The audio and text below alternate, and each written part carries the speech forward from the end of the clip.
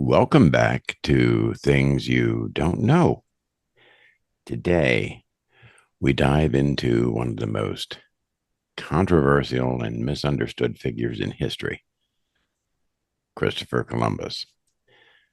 We all know the story of the intrepid explorer who discovered the New World in 1492.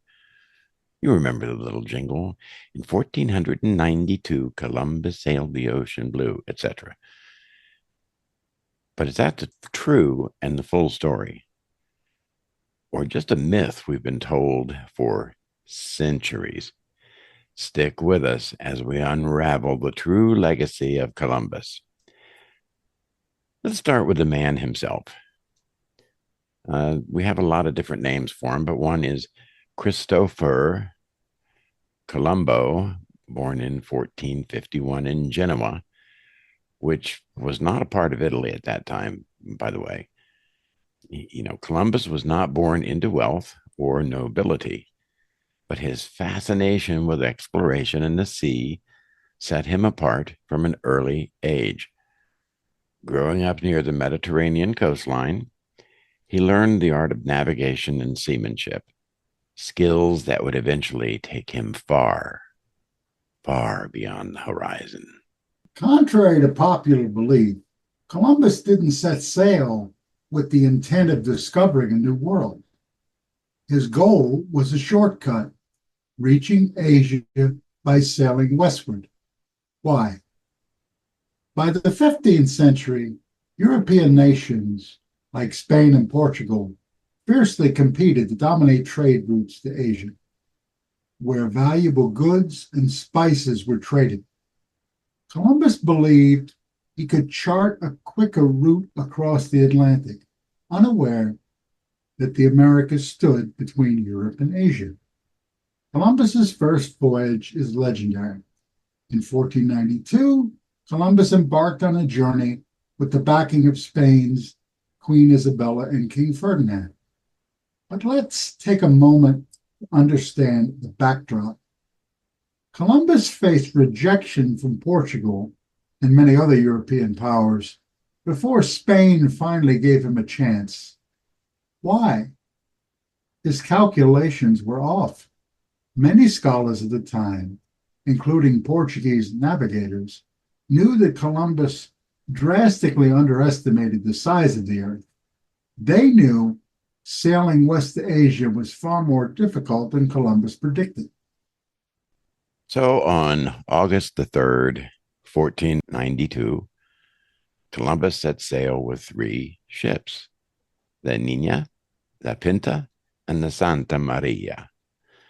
After weeks at sea, on October the 12th, he landed not in Asia, not in the Americas, but on an island in the Bahamas, which he named San Salvador. From there, Columbus explored parts of what we now call the Caribbean, believing that he had reached islands off the coast of Asia. On several occasions in September and early October, sailors spotted floating vegetation and various types of birds, all taken as signs that land was nearby. But on October 10th, the crew had begun to lose patience, complaining that their failure to make landfall, contrary winds, and a shortage of provisions would keep them from returning home, that they would perish at sea. Columbus allayed their fears, at least temporarily. On October 12th, land was sighted from the Pinta, though Columbus on the Nina later claimed the privilege for himself. The place of the first Caribbean landfall, called Guanahara, is hotly disputed. Still, San Salvador Island in the Bahamas is generally preferred to other Bahama or Bahamian islands, such as Samana Cay, Rum Cay, or the Planakaya. or to the Turks and Quacos Islands. Beyond planting the royal banner, however, Columbus spent little time there. Anxious to press on, he thought he had found it in Cuba, where he landed on October the 28th. But he convinced himself by November the 1st that Cuba was Cathay mainland itself. Though he had yet to see evidence of great cities, which you would have expected. Thus, on December 5th, he turned back southeastward to search for the fabled city of Guangzhou, China, missing his sole chance of setting foot on Florida soil, what is now Florida soil, through this decision.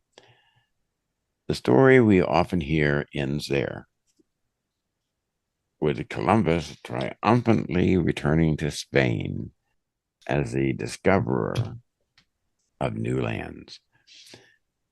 But what about the people who already lived there? Columbus encountered indigenous groups like the Taino on his voyages, and this is where the darker side of his legacy begins. Rather than a peaceful exchange of cultures and goods, Columbus's arrival marked the beginning of exploitation and brutality.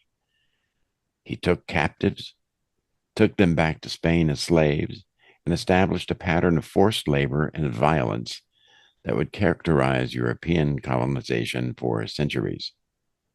Columbus himself initiated systems of tribute where indigenous people were forced to deliver gold and resources or face severe punishment, including death.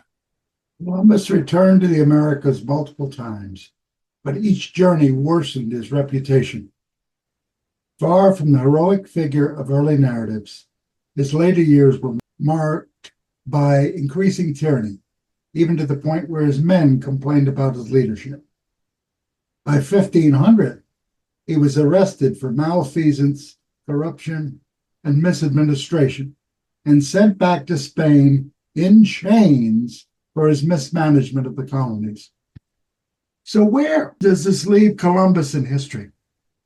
For centuries, he was celebrated as a trailblazer who connected Europe with the Americas, setting the stage for the age of exploration. His voyages had enormous consequences, not just for Europe, but for the entire world. However, his role in the exploitation and devastation of indigenous populations has cast a long shadow over his legacy. Columbus Day itself is a controversial holiday. Some see it as a celebration of Italian American heritage, while others criticize it as a glorification of colonization. In recent years, many cities and states in the U.S. have replaced Columbus Day with Indigenous Peoples Day to honor the original inhabitants of the Americas and acknowledge the brutal impact of European colonization. It's important to remember that history is complex. Columbus was not a villain in the simplistic sense, nor was he a flawless hero. He was a man driven by ambition and curiosity, but his actions had far reaching and often devastating consequences. The story of Columbus forces us to grapple with difficult questions about exploration, conquest, and the narratives we've been told. By looking at history through a more nuanced lens, we can begin to understand the full scope of his impact and learn from both the triumphs and the tragedies of the past. Rather than a peaceful exchange of cultures, Columbus' arrival marked the beginning of exploitation and brutality. As I've already said, he took captives back to Spain as slaves and established a pattern of forced labor and violence. Columbus himself initiated systems of tribute where indigenous people were forced to deliver gold and resources or face severe punishment, including death, as I've already said. By 1500, Conditions in Hispaniola were so dire that the crown sent Francisco de Bobadilla to investigate. Bobadilla's first sight at the mouth of the Osma River was four Spanish mutineers hanging from gallows. Under authority from the king, Bobadilla arrested Columbus and his brothers for malfeasance, and as I said, sent them to Spain in chains. Columbus waited 7 months for an audience at the court.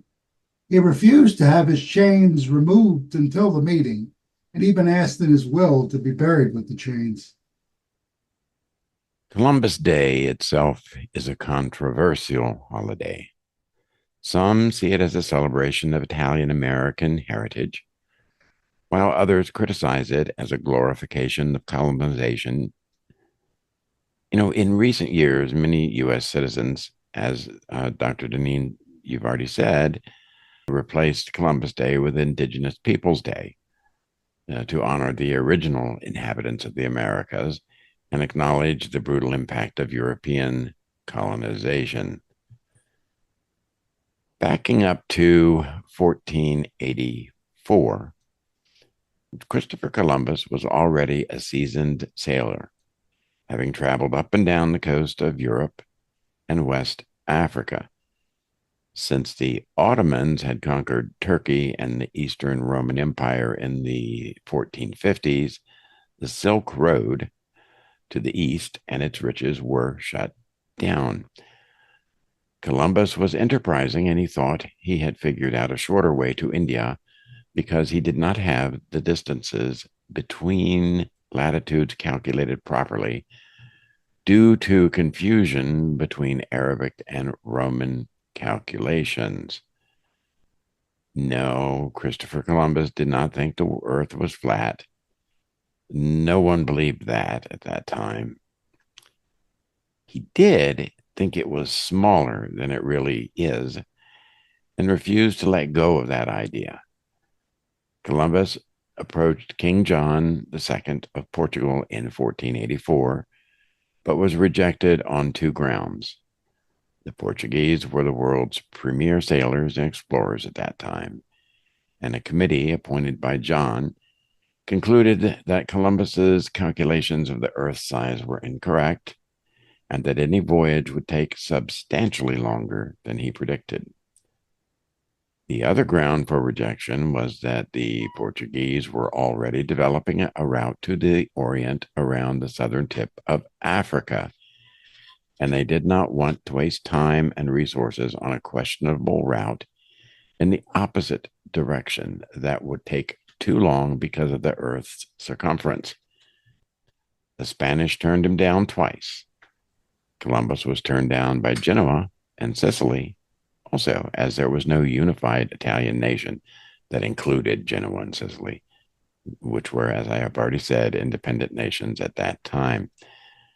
After being turned down, he moved to Spain in 1485, where years of persistent efforts to win over monarchs Ferdinand and Isabella finally succeeded in 1492 when they agreed to fund his first voyage.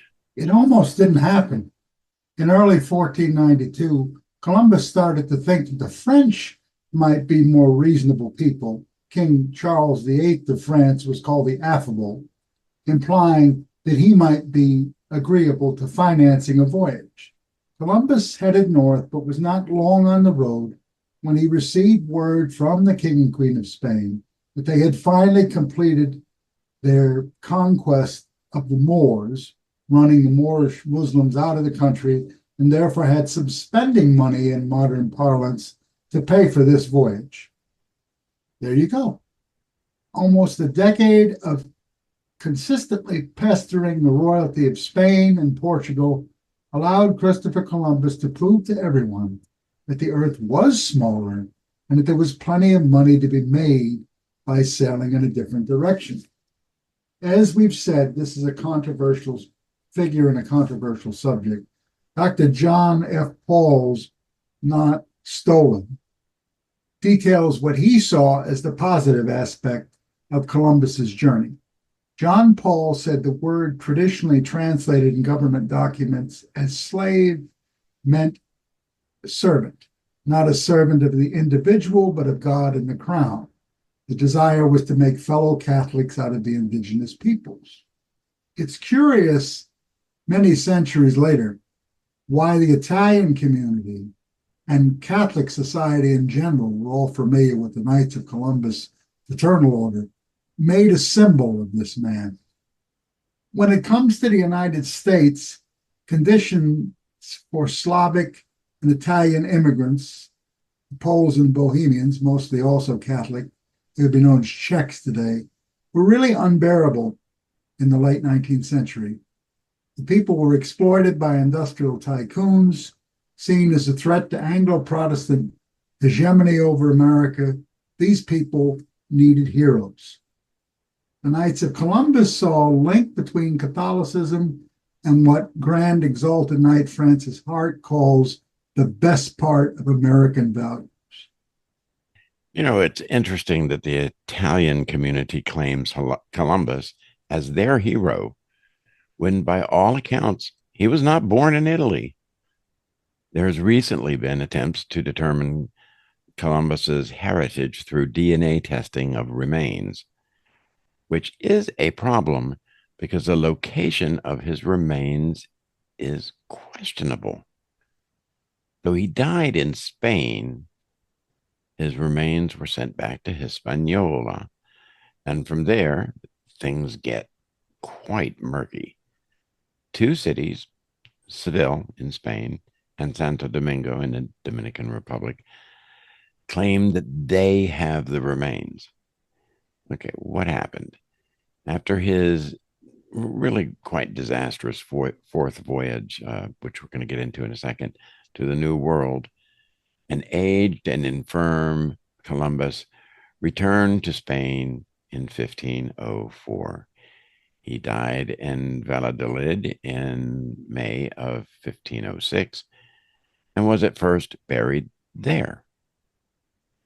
Now, Columbus had expressed a desire to be buried in the New World. In 1509, his remains were removed to the convent at La Cartuja, an island in a river near Seville.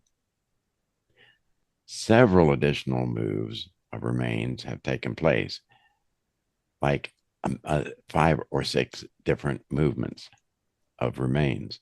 Now, with all the moving of remains without authentication of whose remains were moved, it is very difficult to know where his remains are. And considering the lack of modern embalming techniques, it's probable that the remains, whatever they were, and wherever they are nothing but dust today. So we probably will never know.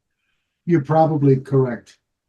Father Patrick McGivney, the founder of the Knights of Columbus, and his knights understood that using Columbus as their order's namesake asserted an important truth, that there was not only a place for Catholics and immigrants within American society, but in their view, such a person had already played a part in creating the young, free world around them. Times have changed, and there are those today who contest Columbus's achievement, protest the national holiday held in his honor, and look to make Columbus responsible for all the atrocities against Native Americans.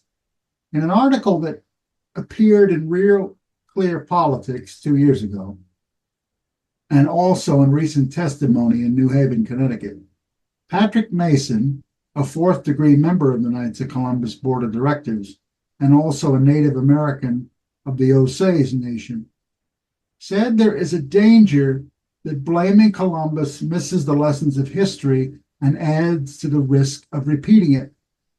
As American citizens, we need to remember our history, both the good and the bad, so that we are not set up to repeat history's mistakes, Mason said. We need to take an honest look at all of our forefathers. We need to give them credit that they deserve for what they did well, while being mindful of what they should have done differently or better. There's a great deal of controversy about early American explorers, particularly in the first half of the 20th century.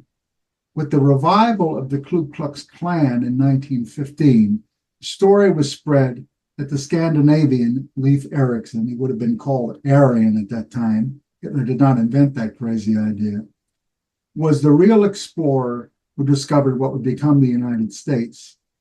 Perhaps heroes need to arise to put other heroes in the correct context. Yeah. If the Klan was a progenitor of that story, they spread two falsehoods and one truth. First, science has rejected the idea of the Aryan race. It doesn't exist. Get real. Second, Leif Erikson was not imagined. He was real and not as a replacement hero. We do have a podcast concerning that.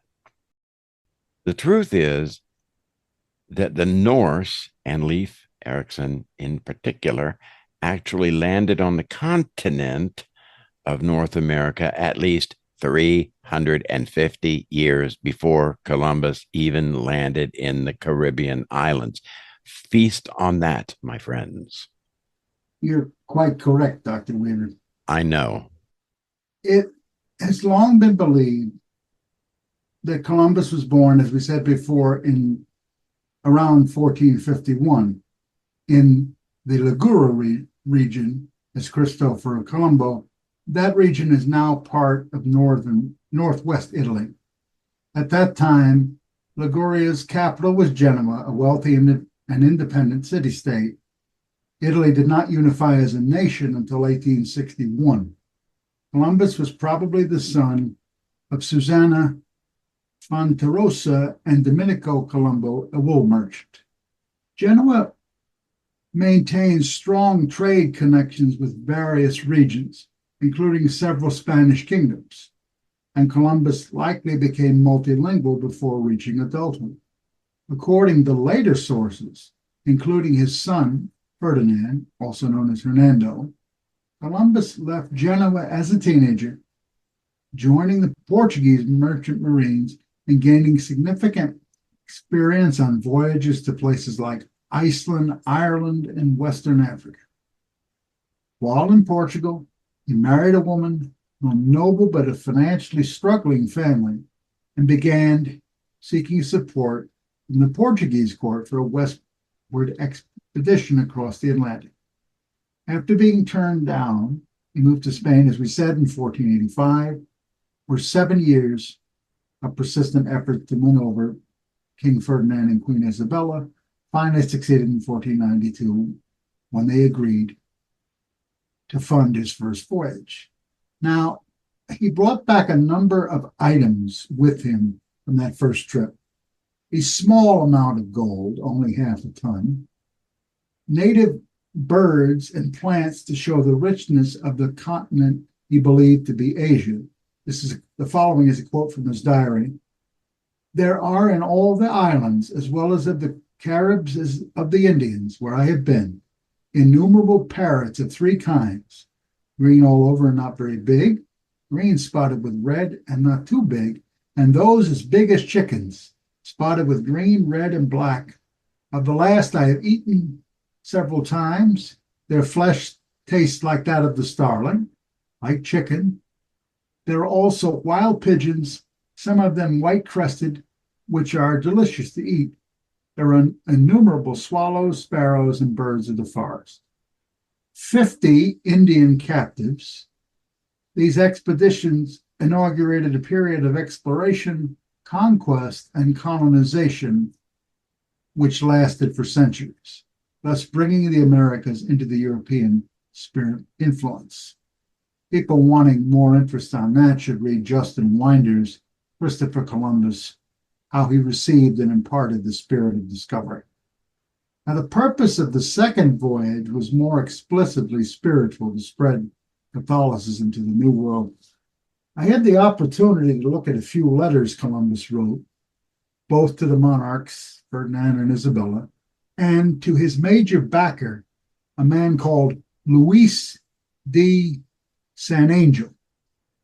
San Angel was what was called a converso, a former Jew whose grandfather had converted to Catholicism while he was a teenager. Now, remember, friends, this is centuries before religious freedom. It's the height of the Inquisition. Although he had to be circumspect in order to avoid the Inquisition, San Angelo wanted to secure a refuge for Spanish Jews.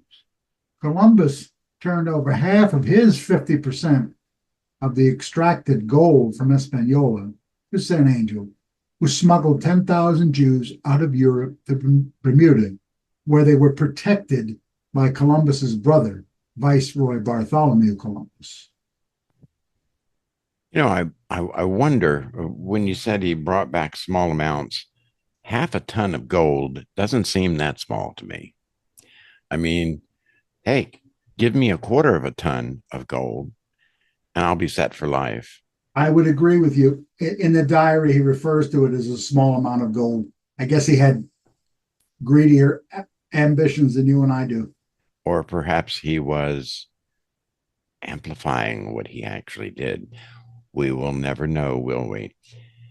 At any rate, on February the 14th, 1493, in the Atlantic Ocean east of the Azores, Columbus and his party met with a storm that threatened to capsize the two caravels. In the storm, the boats lost contact with one another, and the crew of the Nina feared the worst. At that moment, Columbus, whom they called the Admiral, proposed a series of vows. Columbus ordered that lots should be cast for one of them to go on a pilgrimage to St. Mary of Guadalupe and carry a wax taper of 5 pounds weight. Don't know what the significance of that is, but it has some mystical kind of thing, I'm sure. He asked them all to take an oath that the one on whom the lot fell should perform the pilgrimage.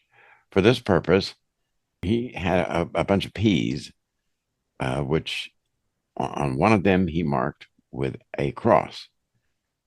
And the whole bunch of them was shaken together in a little cap. The first who put his hand in was Columbus, and he drew the crossed P. So it fell on him, and he considered himself bound to accomplish the pilgrimage. Another drawing was held for a pilgrimage to St. Mary of Loreto in the Mark of Ancona, the territory of the Pope, which is the house where it is claimed that the Virgin Mary performed so many miracles. Yay, mysticism. This pilgrimage fell upon a sailor of Puerto Rico de Santa Maria called Pedro de Villa. The Admiral Columbus promised to furnish him with money for his expenses. A third lottery was held to select a person who should watch a whole night in St. Clara de Moquer and have a mass said there. For the second time, Columbus drew the P.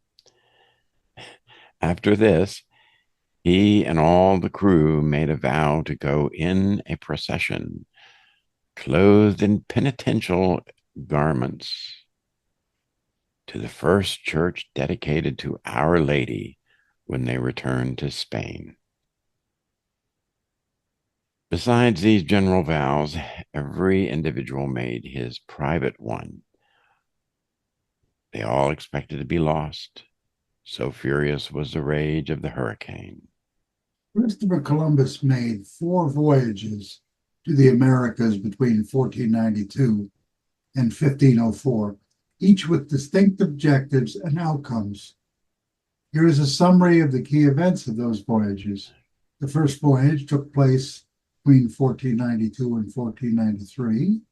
Columbus sought a westward route to Asia, as we've said, but instead encountered the islands of the Caribbean.